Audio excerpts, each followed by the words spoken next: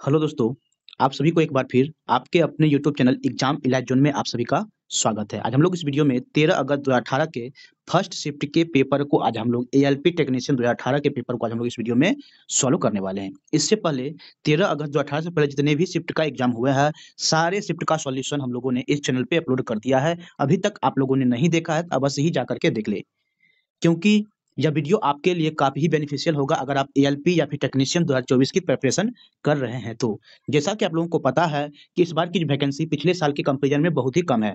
Competition neck to neck है, इसलिए आप लोगों को सबसे ज़्यादा ज़रूरी है कि पिछले साल के पैटर्न को सबसे पहले आप लोग जान लें और उस हिसाब से आप लोग अपना तैयारी करें, जिससे आप लोगों को दूसरे छात्र के कंपैरिजन में आपको एक्स्ट्रा एज मिले, जिससे आपका सिलेक्शन कंफर्म हो सके। तो आप किसी भी तरह का कोई कसर न छोड़ें अपनी तैयारी में, अच्छे से तैयारी करें और अपना सिलेक्शन अवश्य ही लें। तो इसी के लिए हम लोगों ने आपके लिए इस चैनल पे पिछले साल के पेपर को सॉल्व करने का जो है सीरीज चलाया है, जिसका हर एक शिफ्ट का सॉल्यूशन आपको इस चैनल पे मैथ प्लस रीजनिंग का सॉल्यूशन आपको बेहतर तरीके में अरेंजमेंट के साथ आप लोगों को मिल जाएगा। तो चैनल पे नए हैं, चैनल को अवश्य ही सब्सक्राइब कर ले। चलिए चलते हैं हम लोग पहले क्वेश्चन की तरफ। सबसे पहले हम लोग क्या करते हैं, जो पेपर हुआ है उसके मैथ के पार्ट को सॉल्व करेंगे और फिर सेकंड पार्ट में क्या होगा इसी वीडियो में रीजनिंग के पार्ट को सॉल्व करेंगे और सॉल्व करने का सबसे बेहतरीन तरीका आपको इसी चैनल पे मिलेगा। तो चलिए शुरू करते हैं। पहला क्वेश्चन हमारा मैथ का है, वेन डायग्राम का सवाल है। कहा गया है the given graph show the distribution of the minerals of the human body. देखिए कहा गया ये ग्राफ दिया गया है, इसमें कहा गया है कि हर एक तरह का मिनरल्स का कितना परसेंटेज बॉडी में है, उस सभी को इस वेन डायग्राम में आपको बताया गया है। कहा गया है on the given data if a person has a total 1000 IU of all mentioned mineral in his body, what is the unit of the calcium distributed in his body। देखिए कहा गया है अगर 1000 आयु यूनिट का सभी माइनरल्स है तो पूछा गया है कैल्शियम का डिस्ट्रीब्यूशन कितना होगा। देखेंगे डायग्राम में कैल्शियम कितना है 40%। अगर 100% का वैल्यू अगर 1000 दिया हुआ है तो 40% का वैल्यू कितना होगा, 1000 का 40% मतलब 400 आयु क्या होगा, इसमें कैल्शियम होगा। समझ गए होंगे। चले चलते हैं हम लोग अगले सवाल की तरफ। ये हमारा अगला सवाल है। कहा गया है किसी समचतुर्भुज का एक भुजा आपको दिया हुआ है 13 सेंटीमीटर है और उसका एक विकर्ण 10 सेंटीमीटर है, तो उसके दूसरे विकर्ण की लंबाई ज्ञात करनी होगी। देखिए समचतुर्भुज होता क्या है, जिसके सभी भुजाएं क्या होती है, बराबर होती है। ठीक है, सभी भुजाएं बराबर समचतुर्भुज में। और क्या डायगोनल्स क्या होते हैं इसके, एक दूसरे को 90 डिग्री पर बाइसेक्ट करती है, मतलब इक्वल पार्ट में एक दूसरे को जो है ये डिवाइड करती है। डायगोनल्स 90 डिग्री पे डिवाइड करती है। अगर कहा गया एक साइड 13 सेंटीमीटर है, एक डायगोनल क्या है आपका, देखिए एक डायगोनल क्या है 10 सेंटीमीटर है, तो इसका ये साइड कितना हो जाएगा, यहाँ से अगर पूरा 10 है, अगर पूरा 10 ये कितना हो जाएगा आपका 5 सेंटीमीटर का हो जाएगा। अगर ये देखिए ये अगर 90 डिग्री है तो मतलब ये राइट एंगल ट्रायंगल बन रहा है। अगर राइट एंगल ट्रायंगल बन रहा है, अगर ये 5 है, ये 13, ये कितना हो जाएगा आपका 12। 5 12 और 13 का ट्रिपलेट बनता है। अगर ये आपका 12 आ गया तो ये पूरा डायगोनल कितना हो जाएगा, इसका डबल हो जाएगा, मतलब 24 सेंटीमीटर आपका दूसरा डायगोनल का लेंथ होगा। ठीक है, समझ गए। अगर ट्रिपलेट नहीं याद है तो आप पाइथागोरस थ्योरम से भी आप इसको निकाल सकते हैं। कैसे निकाल, रूट अंडर 13 का स्क्वायर मतलब 169 माइनस 5 का स्क्वायर कितना हो जाएगा 25, मतलब रूट अंडर कितना हो जाएगा आपका 144, मतलब रूट से निकालेंगे कितना हो जाएगा आपका 12। मतलब ये अगर 12 हो गया, ये लेंथ पूरा लेंथ को डबल कर देंगे तो आपका ये डायगोनल सेकंड डायगोनल आ जाएगा, मतलब वो कितना हो जाएगा 24 सेंटीमीटर होगा। समझ में आ रहा होगा। समझ में आ रहा है तो वीडियो को अवश्य ही लाइक कर दें। देखिए अगला सवाल कहा गया है find the smallest square number from the among the given option which is divisible by 8, 15 and 20। देखिए 8, 15 और 20 से विभाजित होने वाले वह स्मॉलेस्ट स्क्वायर नंबर निकालना है जो 8, 15 और 20 से डिविजिबल हो जाए। देखिए 8, 15, 20 से कोई भी नंबर डिविजिबल होने का मतलब क्या होगा, वह क्या होगा 8, 15, 20 का एलसीएम से डिविजिबल होना चाहिए। 8, 15, 20 का एलसीएम कितना होगा, तो देखिए अगर आपको एलसीएम नहीं निकालना था, देखिए इसको फैक्टराइज कीजिए। 8 को क्या लिखेंगे 2 का पावर 3, इसको क्या लिखेंगे 5 इंटू 3, इसको क्या लिखेंगे 20 को 5 इंटू 2 का स्क्वायर, ये होगा 2 का स्क्वायर। ठीक है, देखिए एलसीएम कितना होगा, जो सबसे हाईएस्ट पावर वाला है वो लेंगे, तो 2 का पावर 3 ले लेंगे 8 हो जाएगा ये। देखिए 5 यहाँ से ले लेंगे, एक पावर है यहाँ पर 3 है 3 ले लेंगे। देखिए ये 5 हम ऑलरेडी ले चुके हैं और 2 का पावर 3 हम ऑलरेडी ले चुके हैं, तो ये नहीं लेंगे। कितना जाएगा आपका 15, 8 है 120, मतलब इस तीनों नंबर का एलसीएम कितना जाएगा 120 आपका क्या हो जाएगा एलसीएम हो जाएगा। अब 120 से कौन कौन सा ऑप्शन डिविजिबल है, 120 से डिविजिबल होने का मतलब संख्या क्या होगा, 3 से भी डिविजन होना चाहिए। देखिए ऑप्शन नंबर 1 3 से डिविजिबल नहीं है, ऑप्शन 2 3 से डिविजिबल है, ऑप्शन 3 क्या है 4 से क्या है 3 से डिविजिबल नहीं है। अब देखिए कहा गया है स्मॉलेस्ट स्क्वायर लेना है जो 120 से डिविजिबल है। देखिए 144 ये 14,400 जो ऑप्शन नंबर 2 है वो भी क्या है 120 से डिविजिबल है, और ऑप्शन नंबर 3 भी क्या 120 से डिविजिबल। लेकिन क्या लेना है हम लोग को, क्वेश्चन में कहा गया स्मॉलेस्ट स्क्वायर। स्मॉलेस्ट क्या होगा, ऑप्शन नंबर 3 3600 होगा, जो कि 120 से डिविजिबल है। तो इस तरह से आप ऑप्शन नंबर 3 मार्क कर सकते हैं। अगला सवाल देखिए, अगला सवाल हमारा बहुत ही शानदार सवाल है।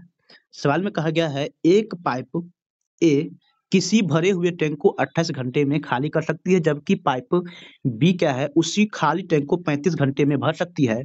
यदि चालू करने के बाद वैकल्पिक रूप से टैंक भरा होने पर अगर पाइप ए और पाइप बी को एक के बाद एक घंटे के लिए लगातार खोल दिया जाता है तो टैंक खाली होने में कितना समय लगेगा। पाइप और सिस्टर्न का सवाल है। कहा गया देखिए, ए जो है भरे हुए पाइप, मतलब ए को माइनस से डिनोट करेंगे, ए भरे हुए पाइप को 28 घंटे में खाली कर सकता है, जबकि पाइप बी है उसको क्या है 35 घंटे में खाली टैंक को भर सकता है। दोनों का हम सबसे पहले क्या ले लेते हैं, एलसीएम। इसका एलसीएम कितना हो जाएगा, 140 हो जाएगा आपका एलसीएम। तो देखिए ए की क्षमता कितनी हो जाएगी, 140/28 मतलब 5 यूनिट। बी की क्षमता कितनी हो जाएगी, 128/35 मतलब 4 यूनिट। अब क्या है, पहले पाइप ए को खोला जाता है फर्स्ट आवर में, फिर क्या होगा पाइप ए बंद होगा, सेकंड आवर में क्या होगा पाइप बी को खोला जाएगा, मतलब पहले 5 यूनिट काम होगा, मतलब 5 यूनिट खाली कर देगा, फिर क्या हो जाएगा बी आएगा 4 यूनिट इसको भर देगा। ये कितने देर का काम है, 2 घंटे का काम है। कितना काम हुआ, मतलब 1 यूनिट क्या हो जाएगा इसमें से खाली हो गया 2 घंटे में। 140 यूनिट खाली करना है 2 घंटे में, 1 यूनिट खाली हुआ है, मतलब अब बचा कितना रह गया, 139 यूनिट बचा रह गया। तो देखिए आप ऐसे कर लीजिए, इसको 135 से मल्टीप्लाई कीजिए, इधर इधर भी 135 से मल्टीप्लाई कर लीजिएगा। इसका मतलब क्या हो जाएगा, 170 घंटा काम हुआ, सॉरी 270 घंटा काम हुआ। 270 घंटा में कितना पानी खाली हुआ, तो कितना जाएगा ये आपका 135 यूनिट क्या जाएगा आपका पानी खाली हो गया। हमें खाली कितना करना है, 140 यूनिट पानी खाली करना है। पहले एक काम खत्म करता है, फिर क्या आता है बी आता है, मतलब 270 घंटे में 135 यूनिट पानी खत्म हो गया, 5 यूनिट पानी क्या हो गया अब और बच गया। तो 171वें घंटे फिर कौन आएगा, ए आएगा। ए कितना, एक घंटा में कितना यूनिट काम खत्म करता है, 5 यूनिट पानी खाली करता है। 5 यूनिट हमारा बचा हुआ है, मतलब 1 घंटे में क्या होगा टैंक खाली हो जाएगा, मतलब 270 प्लस 1 271 घंटे में क्या होगा पूरी टैंक खाली हो जाएगी। अगला सवाल को देखिए, बहुत शानदार सवाल था, समझ में आया है तो वीडियो को अवश्य ही लाइक कर दे और प्यारा सा कमेंट भी कर दे। देखिए अगला सवाल देखिए, कहा गया है 10.2/3 को किसी संख्या से विभाजित किया जाने चाहिए ताकि शेषफल 20 प्राप्त हो। देखिए यहाँ पर शेषफल जो दिया गया है वो गलत दिया गया, यहाँ पर लिखना चाहिए भागफल 20 प्राप्त हो। By what number should 10.2/3 be divided to obtain 20, मतलब 32/3 को किस संख्या से विभाजित किया, मान लेते हैं x से विभाजित करते हैं तो 20 हमें प्राप्त होता है। इसी x का वैल्यू निकालना है, 20 चला जाएगा इधर, मतलब से डिवाइड कर लीजिए, 4 से काटिए 8, ये जाएगा कितना 5, मतलब x का वैल्यू कितना जाएगा 8/15 इज इक्वल टू x, 8/15 जो कि ऑप्शन नंबर आपका 3 दिया हुआ है। ठीक है, इस तरह से आप इसका सही आंसर ऑप्शन नंबर 3 होगा। अगला सवाल को देखिए, कहा गया है रथिन की वर्तमान उम्र जो है 16 वर्ष है, जबकि उसके चचेरे भाई की वर्तमान उम्र क्या है 7 वर्ष है। देखिए रथिन की वर्तमान उम्र क्या है 16 वर्ष है, जबकि उसके चचेरे ब्रदर की उम्र जो है वह 7 वर्ष है। कितने वर्षों के बाद रथिन की उम्र उसके चचेरे भाई की उम्र की 1/2 गुना हो जाएगी। देखिए मान लेते हैं x वर्षों के बाद, तो दोनों में क्या हो जाएगा, x वर्ष क्या होगा एडिशन होगा।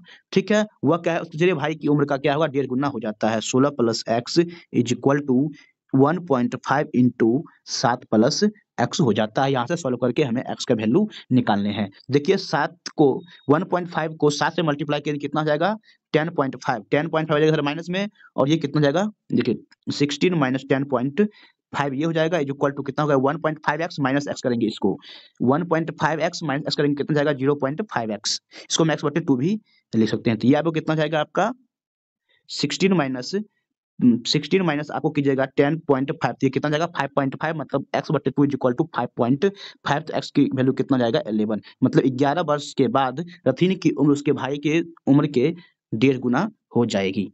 अगला सवाल को देखिए, कहा गया है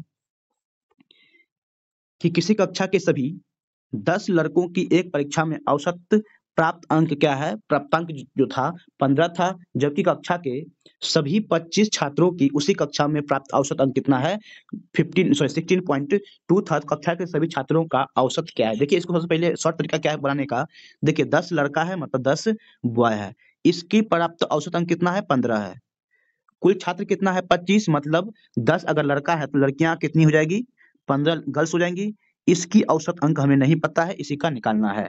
सभी 25 छात्र का औसत अंक कितना है? 16.2 दिया है। देखिए मिक्सचर एलिगेशन को आप यूज कीजिए और इसको आप सॉल्व कीजिए। ठीक है, 16.5 है। देखिए ये कितना जाएगा? 16.2 माइनस 15 कीजिए तो कितना जाएगा आपका? 0.0 आपका हो जाएगा ये 8। क्लियर यहाँ तक?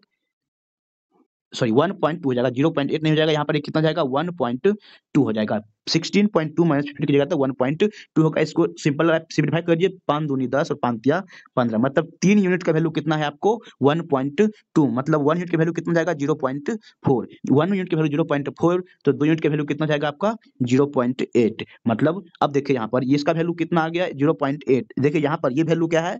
इस नंबर से ये क्या है? बड़ा है। इसका मतलब क्या? इसको माइनस किया तो इसका वैल्यू कितना होगा? 16.2। इसमें क्या कर लेंगे हम? प्लस कर लेंगे। 16.2 प्लस 0.8 कितना जाएगा? 17। 17 क्या जाएगा? लड़कियों का औसत प्राप्त अंक होगा। इस तरह से आप मिक्सचर एलिगेशन से कम समय में सॉल्व कर सकते हैं। लेकिन अगर आपको यह अगर हम चाहें सेकंड मेथड से सॉल्व करना, जो मतलब हमारा बेसिक मेथड है, उससे भी सॉल्व हम लोग इसको आसानी से कर सकते हैं। तो देखिए सेकंड मेथड से इसको कैसे सॉल्व करेंगे?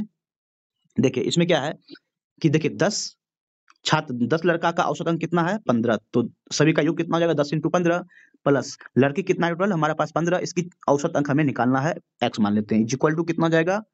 25 इंटू सभी छात्रा का औसत अंकों का योग, 25 इंटू 16.2। यहाँ से इसको सिंप्लीफाई किए तो जो x का वैल्यू आएगा वही क्या हो जाएगा? लड़की का औसत अंक होगा। इससे भी आप इसको सॉल्व कर सकते हैं।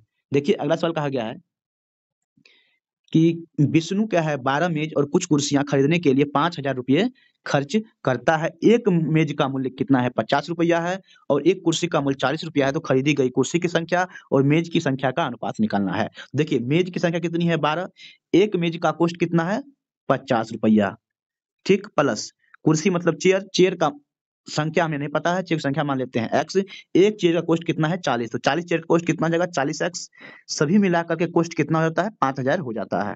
बहुत ही बेसिक सवाल है। तो इससे क्या जाएगा? देखिए अब 0 यहाँ से भी कैंसिल हो जाएगा, आपका हो जाएगा इधर 500। ये कितना जाएगा? 60। मतलब 500 में से देखिए 4x इज इक्वल टू 500 में से 60 माइनस कर लेंगे, कितना जाएगा आपका?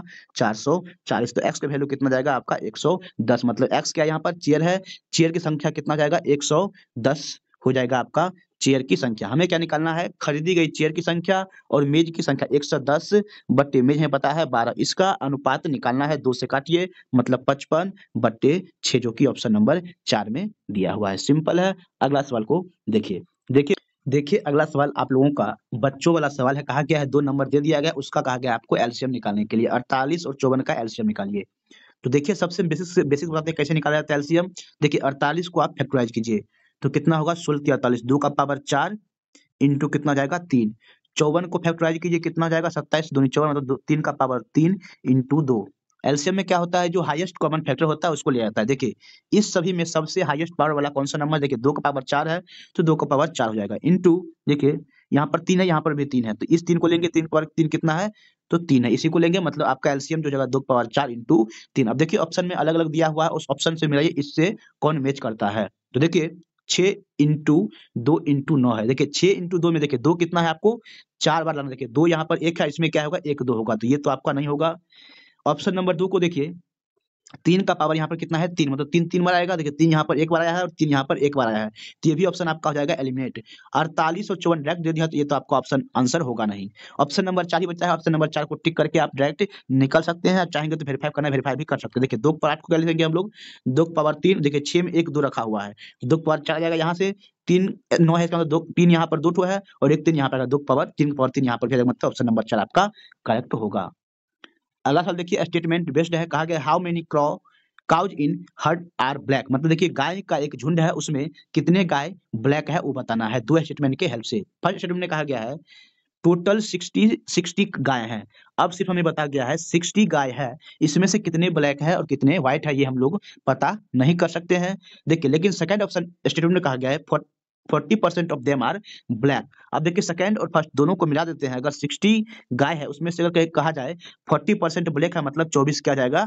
ब्लैक है। मतलब 1 और 2 को कंबाइन करने के बाद हम अपना आंसर दे सकते हैं कि कितने गायें क्या है कि ब्लैक है। तो 1 और 2 दोनों क्या है? सफिशिएंट है आंसर को साथ में कंबाइंड करके देने के लिए, आंसर सफिशिएंट है। अगला सवाल को देखिए, कहा गया है 2 संख्याओं का अनुपात कितना है? 15:11 है। यदि उनका महत्तम समावर्तक 13 है तो संख्याएं ज्ञात करना है। देखिए दो संख्याओं का औसत क्या है 15 है और क्या है 11 है। अगर इस दोनों का एचसीएफ मतलब इस दोनों का कॉमन फैक्टर कितना है 13 है तो संख्या निकालना है। मतलब हम दोनों में अगर हम 13 से मल्टीप्लाई कर देंगे तो हमारा संख्या आ जाएगा। बहुत ही बेसिक सवाल है। अब 15 को 13 से मल्टीप्लाई कीजिए 195 आएगा और 11 को 13 से मल्टीप्लाई कीजिए 143 आएगा। इस तरह से आपका आंसर ऑप्शन नंबर 3 होगा। अगला सवाल को देखिए कहा गया है read the given chart and answer the following question. अब देखिए what is the percentage of seat won by party A. Seat won by party A कहा गया है साउथ में sorry in south party A के द्वारा कुल कितने सीट जीते गए हैं उसका प्रतिशत आपको निकालने हैं। तो देखिए पार्टी ए कितना सीट जीतता है साउथ में 40 सीट जीतता है।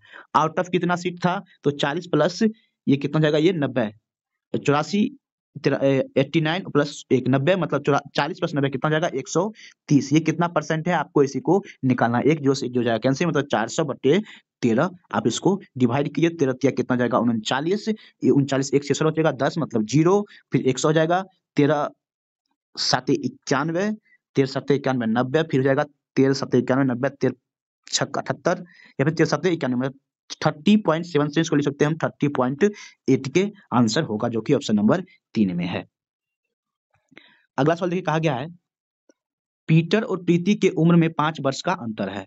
ठीक आगे कहा गया 35 वर्ष पहले जब दोनों का विवाह हुआ उस समय पीटर की देखिए पीटर की उम्र का 4 गुना देखिए पीटर की उम्र का 4 गुना प्रीति के उम्र के देखिए प्रीति को हम y ले लेते हैं प्रीति के उम्र का प्रीति को हम f ले लेते हैं प्रीति की उम्र के 5 गुना के बराबर है। मतलब प्रीति सॉरी पीटर और प्रीति के जो उम्र का अनुपात होगा वह कितना था 5:4 होगा। ये कब की बात है तो ये 35 वर्ष पहले की बात है। अगर अभी कहा गया उसके उम्र में अंतर जो है 5 वर्ष का है अगर आज 5 वर्ष का अंतर है तो 35 वर्ष पहले भी क्या होगा 5 वर्ष का ही अंतर होगा। मतलब दोनों का अंतर कितना है 1 यूनिट का वैल्यू कितना है 5 है। तो अगर हम कहें पीटर की पीटर की उम्र 35 वर्ष कितना होगा 1 यूनिट का वैल्यू 5 है मतलब इसका वैल्यू 5 यूनिट का वैल्यू कितना जाएगा 25 और 4 यूनिट का वैल्यू कितना जाएगा 20 हो जाएगा। ठीक है ये किसका उम्र है पीटर का उम्र हुआ और ये किसका उम्र है प्रीति की उम्र हुई। प्रीति की उम्र हुई ये कब की तो 35 वर्ष पहले जब शादी किया था तब। अब हमसे क्या पूछा गया है दोनों वर्तमान उम्र का योग निकालना है। ये 35 वर्ष उम्र का योग कितना जाएगा दोनों का तो 20 + 25 45 वर्ष। अगर कहा एवरेज निकालने के लिए 35 वर्ष पहले 45 उम्र था दोनों का योग तो अभी कितना हो जाएगा 35 दोनों में मिल जाएगा मतलब 70 हम इसमें क्या कर लेंगे ऐड कर लेंगे 45 + 70 कितना जाएगा आपका 115 ऑप्शन नंबर 3 आपका करेक्ट होगा। इस तरह से सवाल को इसको कम से कम समय में सॉल्व कर सकते हैं। आपको समझ में आ रहा है तो वीडियो को अवश्य ही लाइक कर दें। चैनल पे नए हैं चैनल को अवश्य ही सब्सक्राइब कर लीजिए। देखिए अगला सवाल देखिए बहुत ही बेहतरीन सवाल है। कहा गया है ए एंड बी मतलब ए और बी मिल करके किसी काम को 21 दिन में नहीं यहाँ पर क्या होगा 12 दिन में जो कि इंग्लिश में दिया है 12 दिन इंग्लिश वाला ही करेक्ट होगा 12 दिन में पूरा कर सकते हैं। यदि ए अकेले काम जो है करके आधे काम को पूरा करते हैं मतलब ए अकेले जो है आधे काम को पूरा करके क्या है फिर छोड़ देता है जब और फिर क्या उसके बाद बी आता है जिससे उसका काम बचा हुआ था मतलब आधा काम बचा हुआ था उसको पूरा कर देता है। इस तरह से टोटल मिला करके इन दोनों को 25 दिन लगते हैं। यदि कहा गया है बी जो है ए की तुलना में अधिक कुशल है तो बी द्वारा स्वयं काम करने में कितने दिन लग जाएंगे। देखिए ए और बी मिल करके इस काम को साथ में काम करता है तो सॉरी 12 दिन में पूरा कर सकता था। मतलब हम कहा टोटल काम हमारा कितना जाएगा ए की क्षमता ए है बी की क्षमता बी है तो टोटल काम हमारा कितना जाएगा ए प्लस बी इंटू 12। टोटल अगर हम वर्क की बात करें तो कितना जाएगा ए प्लस बी इंटू 12। ये हमारा टोटल क्या जाएगा काम होगा कब जब ए की क्षमता ए मान लेते हैं बी की क्षमता बी मान लेते हैं। आगे सवाल में कहिए देखिए कहा गया है टोटल काम ए प्लस बी इंटू 12 है इसके आधे काम को ए करता है शेष काम भी आधे बचा। टोटल काम 12 इंटू ए प्लस बी है इसके आधे काम को बी करता है और इस तरह से टोटल 25 दिन लगते हैं। ठीक है यहाँ से क्लियर है। अब हम क्या करेंगे यहाँ से ए बी का रेशियो निकाल सकते हैं। देखिए ये कितना जाएगा आपका 6 ये हो जाएगा 6 देखिए ए से डिवाइड कर लीजिए तो यहाँ से आपका आ जाएगा एक इक्वेशन आ जाएगा क्या जाएगा इक्वेशन तो देखिए ए हो जाएगा कैंसिल बचेगा कितना 6 मतलब ये इसको ऐसे बोल सकते हैं 6b/a प्लस यहाँ पे क्या बचेगा 6 यहाँ बच जाएगा आपका a/b इज इक्वल टू ये हो जाएगा 25 ये एक 6 बचेगा प्लस 6 यहाँ 12 माइनस करने ये कितना जाएगा आपका 13 मतलब हम कह दे a/b plus b/a is equal to आपका आ गया 13/6 13/6 6 आपका आ गया। यहाँ से अगर हम निकालना चाहे a बटे b का वैल्यू, देखिए यहाँ से आप ab का एलसीएम लीजिए, यहाँ से क्वाड्रेटिक इक्वेशन बनेगा, क्वाड्रेटिक इक्वेशन निकाल के आप सॉल्व कर ले, यहाँ से आपका आंसर आ जाएगा। यानी ab का वैल्यू आपका यहाँ से आपका आ सकता है। या फिर हम देखिए अगर हम a बटे b और b बटे a को कुछ एज्यूम कर ले, जैसे कि 13 बटे 6 आ जाए, मतलब 2 बट्टे अगर हम 3 प्लस 3 बट्टे 2, मतलब उसका रिवर्स अगर हम जोड़ते हैं, देखिए 6 एलसीएम 4 प्लस 9 13 आ जाएगा। मतलब a बट्टे b को हम क्या ले लें, यहाँ पर देखिए b बड़ा होना चाहिए, मतलब a ले लेंगे 2 और b ले लेते हैं यहाँ पर हम 3 प्लस, देखिए 3 बट्टे 2, ऐसे एज्यूम करके हम 13 बट्टे 6 फास्टली ला सकते हैं। इस तरह से क्या जाएगा, a की क्षमता कितनी हम ले लेते हैं 2 यूनिट और b की क्षमता कितनी ले लेते हैं 3 यूनिट, तो यहाँ से आपका 13 बट्टे 6 आ जाता है। यहाँ तक क्लियर है? या तो देखिए यहाँ पर इसको आप सॉल्व करके क्वाड्रेटिक इक्वेशन बन रहा है, यहाँ से सॉल्व कीजिए, यहाँ से ab का वैल्यू आपका निकलेगा। या फिर हम यहाँ से एज्यूम करके भी, अगर एजम्पशन अगर आपका फास्ट एज्यूम करके ले सकते हैं, तो यहाँ से भी आप इस तरह से ले सकते हैं। तो कहा गया है बी स्वयं काम को करने में कितना समय लगेगा वो निकालना है। तो देखिए अगर हम ए की क्षमता 3 है, बी की क्षमता 2 है, टोटल काम कितना जाएगा 12 इंटू 5, मतलब 60 यूनिट हमारा कितना है काम है, 60 यूनिट काम है। तो बी अकेले काम को कितने दिन में करेगा, जबकि बी की क्षमता कितनी है, बी की क्षमता कितनी है 3, मतलब 20 60 बटे 3 जो कि कितना हो जाएगा 20, मतलब 20 दिन में क्या हो जाएगा बी काम को कंप्लीट कर देगा। ऑप्शन नंबर 2 आपका सही होगा। बहुत ही शानदार सवाल था, इस तरह के सवाल को ऐसे ही सॉल्व कीजिए। चलिए अगले सवाल को हम लोग देखते हैं। फिर से एक साधारण सवाल है, वर्गमूल निकालने के लिए कहा गया है आप लोगों को। देखिए 5329 का वर्गमूल निकालिए। देखिए 5329 का वर्गमूल निकालिए। हम वर्गमूल निकालना कई बार सिखा चुके हैं, कई बार एग्जाम में, मतलब एक क्वेश्चन हर एक शिफ्ट में पूछा जाता है वर्गमूल निकालने का। देखिए फिर से हम सिखाने जा रहे हैं आप लोगों को। देखिए सबसे पहले क्या करते हैं, दो दो का पेयर करते हैं। देखिए 29 हो गया, देखिए 9 है यहाँ पर, 9 किस नंबर का स्क्वायर करेंगे, किस नंबर का स्क्वायर करेंगे कि 9 आ सकता है, यूनिट डिजिट 9 आ सकता है। देखिए या तो 3 हो सकता है या फिर 7 हो सकता है, सिंपल है, या तो 3 होगा यूनिट डिजिट या फिर 7 होगा। अब देखिए 53 बचा, 53 से पहले कौन सा परफेक्ट स्क्वायर होता है, कौन होता है, तो वह होता है 49, मतलब 49 को रूट से निकालेंगे कितना जाएगा 7, 7 मतलब या तो 73 हमारा होगा या फिर 77 होगा। देखिए ऑप्शन में कहीं भी 77 नहीं है, मतलब 73 आपका करेक्ट आंसर होगा। ठीक है, यहाँ से ऐसे मार्क कर सकते हैं एग्जाम में। लेकिन अगर आपको ऑप्शन में 73 77 दोनों दे, तब कैसे चूज करेंगे कौन सा आंसर सही होगा। देखिए यहाँ पर 7 लिए हैं, 7 से बड़ा नंबर एक 8 लेंगे, इसको मल्टीप्लाई करेंगे कितना जाएगा 56।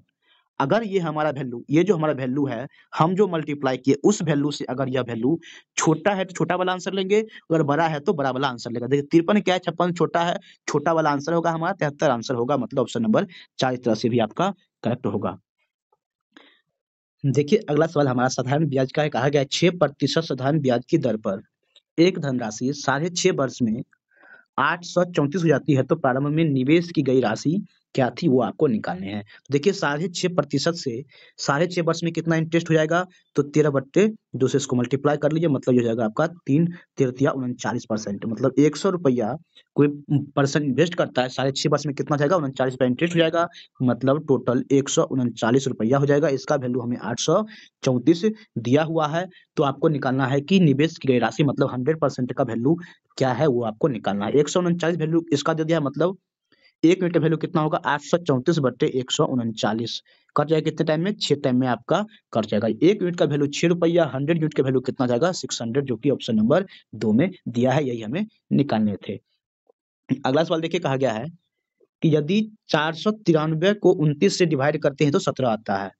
ठीक है, तो 4.93 डिवाइडेड बाय 0.017 का वैल्यू क्या होगा वो आपको निकालने हैं।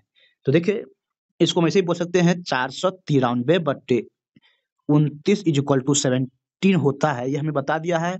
तो इसको हम ऐसे भी बोल सकते हैं 493 बट्टे 17 इज इक्वल टू 29 होता है। मतलब अगर हम डेसिमल को यहाँ पर भूल जाए, 493 को अगर हम 17 से डिवाइड करते हैं तो हमारा क्या आएगा 29 आएगा। ठीक है, लेकिन डेसिमल कहाँ पर पड़ेगा उसको हमें देखना है। तो देखिए 4.93 है, डिवाइडेड बाय कितना है आपको, देखिए 0.0017। तो देखिए डेसिमल हटाते हैं तो क्या करेंगे, देखिए यहाँ डेसिमल हटाएंगे क्या करेंगे, नीचे में 100 से डिवाइड करेंगे, यहाँ पर डेसिमल हटाएंगे तो क्या हो जाएगा ऊपर में चल जाएगा कितने जीरो, तो 4 जीरो के बाद डेसिमल, डेसिमल के बाद 4 पॉइंट है, 4 पॉइंट चले जाएंगे, 4 जीरो चले जाएंगे। देखिए 2 जीरो से 2 जीरो हो जाएंगे कैंसिल, इसको काटेंगे तो आपको कितने जाएंगे, हो जाएंगे 29, 29 को 100 से मल्टीप्लाई कर लेंगे कितना जाएगा 2900। सिंपल था, बेसिक था, मतलब सिंपलीफिकेशन का सवाल है। अगला एक और सवाल देखिए समचतुर्भुज का है। कहा गया किसी समचतुर्भुज की एक भुजा 41 सेंटीमीटर है, उसका क्षेत्रफल अगर 720 वर्ग सेंटीमीटर है, तो उसके विकर्ण की लंबाई का योग आपको निकालने हैं। देखिए समचतुर्भुज सबसे पहले हम ड्रॉ करते हैं। इससे पहले भी क्वेश्चन इस टाइप्स के आया है। इसी शिफ्ट में क्या आता है, समचतुर्भुज का मतलब सभी भुजाएं बराबर होती है, जबकि इसके विकर्ण एक दूसरे को 90 डिग्री पर बाइसेक्ट करता है। मतलब ये 90 डिग्री होगा, मतलब ये क्या होगा, एक राइट एंगल ट्रायंगल बनता है। ये साइड इक्वल होंगे, ये साइड क्या होंगे, इक्वल होंगे।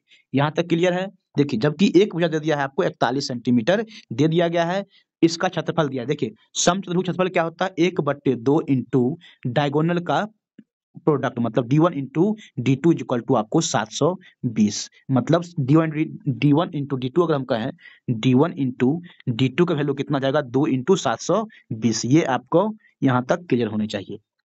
सिंपल है। देखिए आगे क्या होता है कि देखिए साइड और डायगोनल के बीच का रिलेशन क्या है। देखिए अगर पूरा d1 है, तो ये कितना जाएगा, d1/2।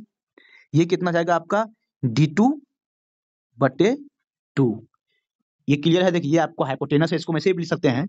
डायगोनल और साइड के बीच का रिलेशन होता है, मतलब 4 into side square is equal to क्या होता है, d1 का स्क्वायर प्लस d2 का स्क्वायर। ये आपका इक्वेशन होता है। मतलब 4 इंटू साइड का स्क्वायर कितना है, 41। 41 का स्क्वायर आपको कितना होता है, आपको याद होना चाहिए। 41 का स्क्वायर करेंगे तो 1681 हो जाएगा। सिंपल है, 1681 होगा। मतलब d1 प्लस d2 का वैल्यू हमें क्या निकालना है, विकर्णों की लंबाई का योग, मतलब d1 प्लस d2 का वैल्यू हमें निकालना है। सिंपल। देखिए d1 प्लस d2 का होल स्क्वायर का क्या फॉर्मूला होगा, तो इसका whole square plus 2 into d1 d2, मतलब इसका होल स्क्वायर कितना दिया है हमें, 4 इंटू 1681। देखिए 4 इंटू 1681 प्लस इसका मतलब दोगुना, तो d1 इंटू 2 का दोगुना, मतलब ये कितना होगा, 4 इंटू 720। देखिए ये क्लियर है। देखिए यहाँ से क्या होगा, 4 दोनों में कॉमन, तो 4 ले लेंगे कॉमन। 1681 प्लस 720 को जोड़ेंगे, कितना होगा, 2300। 2300 2401 2401 हो जाएगा। इसका वैल्यू d1 प्लस d2 का होल स्क्वायर का वैल्यू। तो d1 प्लस d2 का वैल्यू कितना जाएगा, इसका स्क्वायर रूट। स्क्वायर कैसे निकालेंगे, देखिए 4 का रूट से निकालेंगे, कितना हो जाएगा 2। और ये कितना का होता है स्क्वायर, ये होता है आपका 49 का होल स्क्वायर। तो ये हो जाएगा आपका 49। ठीक है, ये मतलब कितना होगा, 49 इंटू 2 कितना होगा, 98, जो कि ऑप्शन नंबर 3 में दिया हुआ है। अगला सवाल को देखिए, कहा गया है 13 वर्ष पहले राम की उम्र शनि की उम्र की दोगुनी थी। यह कब की बात है, 13 वर्ष पहले की बात है। देखिए 13 वर्ष पहले राम की उम्र क्या है, देखिए राम है और ये शनि है। शनि की उम्र अगर x है, तो राम की उम्र कितनी हो जाएगी, दोगुनी थी, मतलब 2x। कब की बात है, 13 साल पहले की बात है। अगर हम वर्तमान उम्र की बात करेंगे तो क्या होगा, दोनों में हम 13 साल ऐड कर देंगे। सिंपल है। देखिए आगे कहा गया वर्तमान से 3 वर्ष बाद, 3 वर्ष बाद की बात कर रही है वर्तमान से, तो इसमें भी क्या होगा, 3 साल ऐड किया जाएगा। 3 वर्ष बाद क्या है, शनि की उम्र राम की उम्र की 3/5 हो जाएगी। देखिए देखिए शनि की उम्र क्या है, देखिए शनि की उम्र कितना जाएगा, x plus 16 is equal to Ram की उम्र की 3/5। 3/5 राम की उम्र कितना है, 2x प्लस 16 है। यहाँ तक क्लियर है। यहाँ से हम क्या करेंगे, सॉल्व करके x की वैल्यू निकालेंगे। देखिए ये कितना जाएगा 5x, और ये कितना जाएगा 6x, मतलब x आ जाएगा 6x माइनस 5 करेंगे x आ जाएगा। और आपका ये कितना जाएगा, 16 या 48, और ये कितना जाएगा 80। मतलब 48 माइनस 80 कर लेंगे, कितना जाएगा आपका 32। ये आपका आ जाएगा, x का वैल्यू कितना जाएगा 32। x का वैल्यू 32 है। हमें क्या निकालना है, राम की वर्तमान उम्र कितना है। तो राम की वर्तमान उम्र कितना है, 2x प्लस 13, मतलब इसका दोगुना कर देंगे, कितना जाएगा 64, प्लस कर लेंगे इसका 13। 64 प्लस 13 कितना जाएगा आपका 77, जो कि ऑप्शन नंबर 2 में दिया हुआ है। देखिए इसमें जो क्या है, आप इस तरह के सवाल में आप बहुत सारे बच्चे क्या करते हैं, 2 वेरिएबल ले लेते हैं। 2 वेरिएबल लेने की बिल्कुल जरूरत नहीं है, एक ही वेरिएबल से आप सॉल्व कीजिए, कम समय में सॉल्व हो जाएंगे क्वेश्चन। अगले सवाल को देखिए, कहा गया है लाल, हरे और गुलाबी टोकन वाले बैग में लाल रंग के टोकन का हरे रंग के साथ अनुपात 5:12 है। मतलब रेड और ग्रीन का अनुपात कितना है, 5:12 है। आगे कहा गया, जबकि कहा गया है गुलाबी टोकनों का लाल रंग के साथ अनुपात। देखिए आपको ये कहा गया है गुलाबी टोकन मतलब पिंक टोकन और रेड टोकन के बीच का अनुपात कितना है, 7:15 है।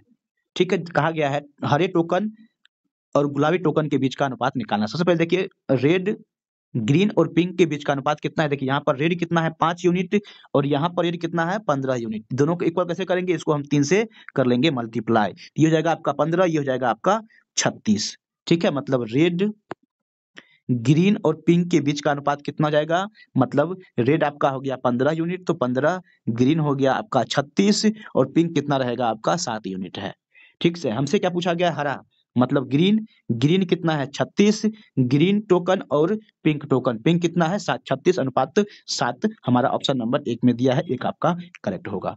अगला सवाल को देखिए, कहा गया है एक ट्रेन 375 मीटर लंबे प्लेटफॉर्म को 27 सेकंड में पार कर लेती है यदि ट्रेन की गति 70 किलोमीटर प्रति घंटे, ट्रेन की लंबाई निकालना है। देखिए 375 अगर प्लेटफॉर्म की लंबाई है, अगर ट्रेन की लंबाई अगर इसमें हम जोड़ देंगे तो पूरा लंबाई आ जाएगा, इसको हम समय से डिवाइड कर देते हैं, हमारा स्पीड आ जाएगा।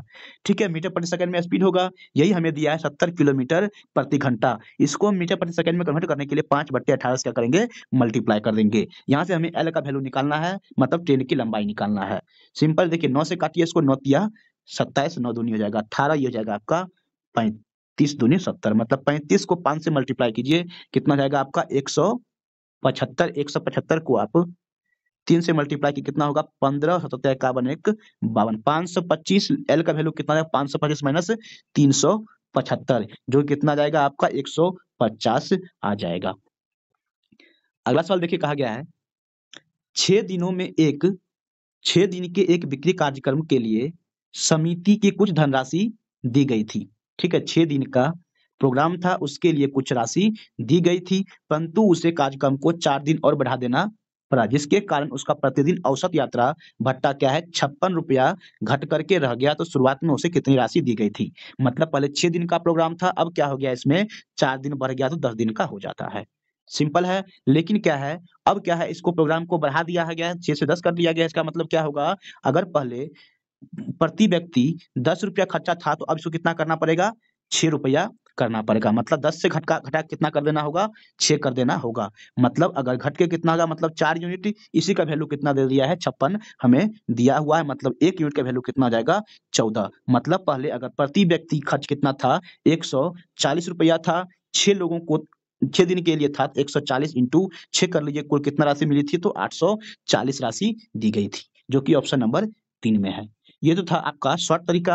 अगर आप इसको सिंपल से मतलब बेसिक से सॉल्व करना चाहेंगे तो थोड़ा टाइम कंज्यूमिंग होगा, लेकिन कैसे सॉल्व करिएगा, देखिए तो पहले मान लीजिए प्रतिदिन के जो भत्ता दैनिक भत्ता था, मान लेते हैं वो x रुपया दिया गया था, मतलब 6 दिन के लिए 6 इंटू एक्स, लेकिन बाद में क्या पता चला 10 दिन हो गया, 10 दिन के कारण क्या होगा, इस जो औसत भत्ते में से क्या होगा 56 रुपया क्या होगा माइनस कर दिया गया, तो यहाँ से आपका औसत आ जाएगा, उसको 6 से फिर से मल्टीप्लाई कर लिया, तो वही आपका टोटल कितना राशि दी गई थी वो आपका निकल के आ जाएगा।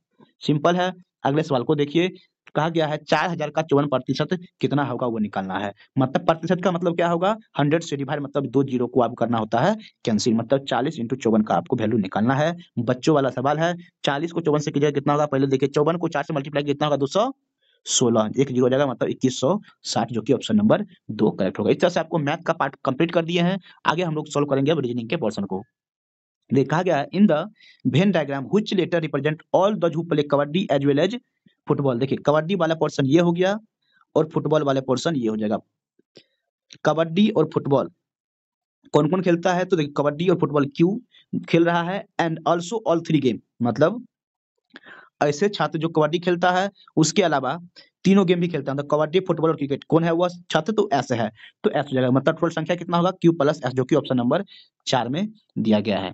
आगे देखिए कहा गया है select the figure does not belong in the following, जो ग्रुप में बिलोंग्स नहीं कर। देखिए 2 लाइन यहाँ पर है, दोनों क्या है पैरेलल है, ये भी क्या है पैरेलल है, ये भी क्या है पैरेलल, लेकिन थर्ड ऑप्शन में देखिए दोनों क्या है पैरेलल नहीं है, मतलब थर्ड ऑप्शन क्या है एक तरह से एक दूसरे से ऑड है, इस ग्रुप से अलग है। अगला सवाल को देखिए, सीरीज का सवाल है QOLH, आगे का सीरीज नेक्स्ट टर्म क्या आएगा वो निकालना है। सबसे पहले इस तरह के सवाल को सॉल्व करने के लिए आपको क्या है सभी का प्लेस वैल्यू पता होना चाहिए। देखिए Q का प्लेस वैल्यू कितना होता है 17 होता है, 17 हुआ, O का कितना होता है 15, 17 में से क्या होगा 15, मतलब 2 क्या क्या हो गया माइनस हो गया। आगे देखिए क्या यहाँ पर L है, L का प्लेस वैल्यू कितना होता है 12, कितना माइनस हुआ 3 माइनस हुआ। H का प्लेस वैल्यू कितना होता है 8 होता है, कितना माइनस हुआ -4 हुआ। आगे क्या होगा -5 होगा, मतलब 8 में से 5 को माइनस करके कितना हो जाएगा 3, 3 किसका प्लेस वैल्यू होता है C का, मतलब यहाँ पर क्या आएगा नेक्स्ट टर्म C आएगा, जो कि ऑप्शन नंबर 2 में दिया हुआ है। अगला में देखिए कहा गया प्रॉब्लम फिगर है, ये फिगर किस में एम्बेडेड है, मतलब किस में निहित है, किस ऑप्शन में निहित है वो आपको निकालना। देखिए ए में एम कहीं भी दिख रहा है आपको, नहीं दिख रहा है तो ए एलिमेंट हो जाएगा।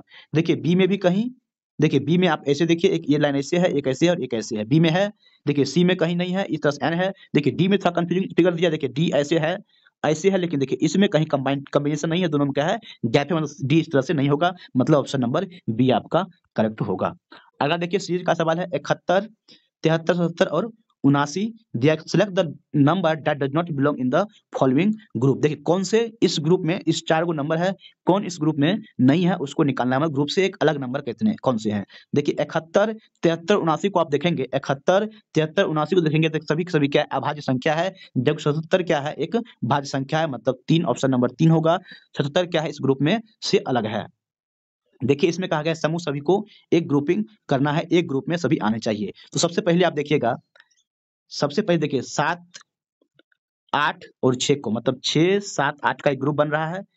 क्यों ग्रुप बना है, देखिए एक फिगर बाहर है, उसके अंदर एक फिगर है, इस तरह से एक फिगर बन रहा है। उसके बाद देखिए एक दूसरे से कनेक्टेड है सेम फिगर में। देखिए 4 को देखिए, उसके बाद देखिए 2 को देखिए, उसके बाद देखिए आप 9 को। 2, 4 और 9 को देखिए, देखिए सेम सेम फिगर क्या है एक दूसरे से, लेकिन इंटरकनेक्टेड है। तो 2, 4, 9 का एक ग्रुप बन रहा है। उसके बाद देखिए 1 हो गया, उसके बाद 3 हो गया और उसके बाद 1 हो गया 5। 1, 3, 5 का भी एक ग्रुप बन रहा है, अलग-अलग फिगर से क्या है, इंटर कनेक्टेड है। इस तरह से ऑप्शन नंबर ए का आपका करेक्ट होगा, सिर्फ ग्रुपिंग करना है। आगे देखिए पहिया है, पहिया में क्या है, तिल्लियाँ लगी होती है, तिल्लियाँ है, उसका क्या पंखा है, पंखा में क्या होता है, विंग्स लगी होती है, जो कि ऑप्शन नंबर ए का आपका करेक्ट होगा। देखिए सीरीज बेस्ड सवाल है, कहा कि 0, 1, 8 और 77 अगला टर्म क्या आएगा वो आपको निकालने हैं। देखिए 0 है, 1 है, 8 है, 77 है। देखिए 0 है तो 0 का यहाँ पर क्यूब है, उसके बाद देखिए 1 का क्यूब है, उसके बाद 2 का क्यूब है, 8 हो गया, 3 का क्यूब 27 है। तो क्या अगला टर्म क्या होगा, 4 का क्यूब मतलब 64 होगा, जो कि ऑप्शन नंबर 4 आपका करेक्ट होगा। अगला सवाल देखिए कहा गया है एक्स आई जी पी को वैल्यू को ऐसे लिखा गया, 17, 27 और 16 लिखा गया। तो जेड एच ई जे का क्या लिखा गया है वो आपको निकालना है। सबसे पहले देखिए इसका डिकोडिंग कीजिए। देखिए पी का प्लेस वैल्यू कितना रहता है, 16।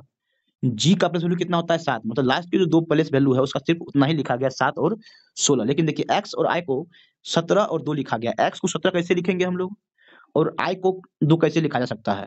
देखिए एक्स का प्लेस वैल्यू कितना होता है आपका, 24 होता है। 24 में से 7 माइनस करेंगे कितना जाएगा, 17 आएगा। और आई का प्लेस वैल्यू कितना होता है, 9 होता है, इसमें 7 माइनस करेंगे तो 2 आ जाएगा। समझ गए होंगे। देखिए जेड को हम क्या लिख सकते हैं, इसका प्लेस वैल्यू कितना होता है, 26 होता है। 26 में 7 माइनस करेंगे कितना जाएगा, 19 होगा। ठीक, आगे देखिए एच का प्लेस वैल्यू कितना होता है, 8, 8 में से 2 माइनस कर, सॉरी 7 माइनस करेंगे कितना जाएगा, 1 होगा। तो 191। और ई का प्लेस वैल्यू कितना होता है, 5। जे का प्लेस वैल्यू कितना होता है, 10। ये मतलब 191, 510 ऑप्शन नंबर 1 में दिया हुआ है। इस तरह से डिकोडिंग आपको करना था। अगला सवाल देखिए कहा गया है कितने ट्रायंगल है वो आपको काउंट करके बताने हैं। तो देखिए सबसे पहले देखिए एक इस वाले पॉइंट को देखिए। देखिए एक तो यहाँ से इसके पॉइंट के हेल्प से ट्रायंगल आपको यहाँ बन रहा है और एक आपको यहाँ बन रहा है। मतलब हर एक में ऐसे ही देखेंगे, 2 यहाँ बन रहा है, 2 यहाँ बनेगा आपका, 2 यहाँ बनेगा, 2 यहाँ और 2 यहाँ, मतलब कितना जाएगा, 2 पंचे 10 ट्रायंगल बन रहे हैं। अगले सवाल देखिए कहा गया है select the figure that does not belong in the following group. देखिए इस ग्रुप में कौन से बिलोंग नहीं कर रहा है वो निकाल। देखिए सभी जो फिगर है उसके बाहर एक-एक क्या है, सभी साइड के अगेंस्ट एक-एक क्या है, डॉट, टू मतलब ब्लैक डॉट दिया है। सभी साइड के अगेंस्ट क्या है, एक-एक ब्लैक डॉट इसमें भी है, एक इसमें भी है और इसमें देखिए डी में क्या है, यहाँ पर एक ब्लैक डॉट होना चाहिए, वो नहीं है। मतलब डी क्या है, सभी से क्या है, एक ऑड है। मतलब डी क्या होगा, आपका करेक्ट आंसर होगा। लेकिन आरआरबी ने सी करेक्ट आंसर दिया है। सी किस एंगल से सही है, ये बिल्कुल ही गलत आंसर है। आप लोग क्या लगता है, आप कमेंट में अवश्य ही बताएं। अगर सेकंड एंगल से भी देखें, देखिए सभी के अंदर में क्या है, दो रेड ब्लैक डॉट है, इसमें 2 ब्लैक है, इसमें 2 ब्लैक नहीं, मतलब डी ही क्या है, एक दूसरे से अलग है। मतलब करेक्ट आंसर आपका ऑप्शन नंबर 4 ही होगा, सी नहीं होगा। अगले सवाल में देखिए कहा गया है यदि माइनस का अर्थ डिवाइड होता है, डिवाइड का अर्थ प्लस होता है, मल्टीप्लाई का अर्थ माइनस होता है, प्लस का अर्थ इंटू होता है, तो आपको 35 माइनस 7 इंटू 14 डिवाइडेड बाय 28 का मूल्य क्या होगा। देखिए 35 है, माइनस का अर्थ डिवाइड होता है, इसको हम चेंज कर लेंगे। उसके बाद मल्टीप्लाई का अर्थ क्या है, मल्टीप्लाई है तो मल्टीप्लाई का अर्थ क्या है, माइनस है तो माइनस लिखेंगे 14। उसके बाद क्या है, डिवाइड का अर्थ क्या होता है, प्लस होता है, प्लस 28 हम इसको लिखेंगे। देखिए काट लीजिए, 7 5 कितना आ जाएगा, 35 माइनस देखिए 14 माइनस 28 में 14 कितना होगा, प्लस का 14, मतलब 14 प्लस 9 कितना जाएगा आपका 19। ऑप्शन नंबर 4 आपका करेक्ट होगा। आगे देखिए कहा गया select the figure which does not belong to the group. देखिए ए एफ जेड ई में कौन सा ग्रुप से अलग है। तो देखेंगे आप इसमें, देखिए ए में के बनने के लिए क्या है, 3 लाइन की जरूरत है। एफ को बनाने के लिए 3 लाइन की जरूरत है। जेड को बनाने के लिए 3 लाइन की जरूरत है, जबकि जो ई है उसमें 4 लाइन की जरूरत है, जो कि इसलिए क्या होगा, ऑप्शन नंबर 4 क्या होगा, एक दूसरे से अलग है। अगर ये कहा गया एक कोड में ग्रीन को ITGGP लिखा गया है तो पिंक को कैसे लिखा जाना है वो आपको निकालना है। तो देखिए सबसे पहले जी का प्लेस वैल्यू कितना होता है 7 होता है और आई का कितना होता है 9, दोनों साथ में क्या किया गया है 2 जोड़ दिया गया है। उसी तरह देखिएगा आर का प्लेस वैल्यू कितना होता है 18, यहाँ पर कितना है टी, 18 में 2 जोड़ देंगे तो 20 होगा। टी का प्लेस वैल्यू कितना होता है 20, मतलब सभी में क्या है 2-2 एक्स्ट्रा ऐड कर दिया गया। देखिए पी के वैल्यू जो होगा उसमें क्या होगा आपको 2 आपको क्या करने पड़ेंगे जोड़ने होंगे। पी का वैल्यू कितना होता है 16, 2 जोड़ेंगे कितना होगा 18, या फिर हम 2 जोड़ेंगे कितना हो जाएगा आपका आर डायरेक्ट लिख सकते हैं। आई कितना होगा 9, मतलब 9 में 2 जोड़ेंगे तो के 11 का हो जाएगा। फिर एन होगा 14, 16 मतलब 16 कितना हो जाएगा आपका पी का। के 11 में 2 जोड़ेंगे 13 मतलब एम हो जाएगा। ठीक है, आर के पी एम होगा पिंक का कोडेड वर्ड। अगला सवाल देखिए कहा गया है इस फिगर का वाटर इमेज क्या होगा। यहाँ पर वाटर इमेज क्या होगा, देखिए ये ऊपर में है तो ये तो होगा नहीं। देखिए ये भी ऊपर में चल गया, ये होगा नहीं। देखिए ये क्या है, ये आपको बी में देखिए सारा इसका जो उल्टा करेंगे तो ये आपको ऊपर ही रह गया, ये पोर्शन आपका गलत है, मतलब ऑप्शन नंबर डी बच रहा है। ऑप्शन नंबर डी आपका करेक्ट होगा। लास्ट सवाल को देखेंगे हम लोग। देखिए कहा गया है इसका मिरर इमेज क्या होगा स्ट्रॉन्ग का, वो आपको निकालना है। मिरर इस तरह से रखा जाता है, इसका मिरर इमेज क्या होगा, एस चलाएगा इधर। देखिए तो एस इधर रहेगा तो ऑप्शन नंबर 3 आपको देखिए जी वाला उल्टा दिया है तो जी आपका ऑप्शन नंबर 3 आपको यहाँ से जाएगा एलिमिनेट। देखिए एस क्या है पूरा सीधा-सीधा रखा गया है और ऑप्शन 1 में भी क्या एस सीधा-सीधा रखा गया है, मतलब इस तरह से भी आप एलिमिनेट करके से ऑप्शन नंबर 2 बचता है और इसे भी आप इसको मार्क कर सकते हैं आसानी से। इस तरह से आपको सारे सवाल हम मैथ प्लस रीजनिंग के सारे सवालों को हम इस वीडियो में सॉल्व करवा दिए आप लोगों को। उम्मीद करते हैं आपको ये सेशन समझ में आया होगा, पसंद आया होगा। पसंद आया तो वीडियो को लाइक कर दीजिए, चैनल को अवश्य ही सब्सक्राइब कर लीजिए जिससे कि आने वाला जो वीडियो है सारे शिफ्ट का सॉल्यूशन आपको मिलेगा इस पे, उसका नोटिफिकेशन या फिर उसके बारे में जानकारी आपको सबसे पहले मिल सके, जिससे आप सबसे आगे अपनी तैयारी में आगे निकल सके इसका इस नेक टू नेक कंपटीशन में। तो चलिए वीडियो को यहीं कंप्लीट करते हैं। वीडियो देखने के लिए आपको बहुत-बहुत धन्यवाद।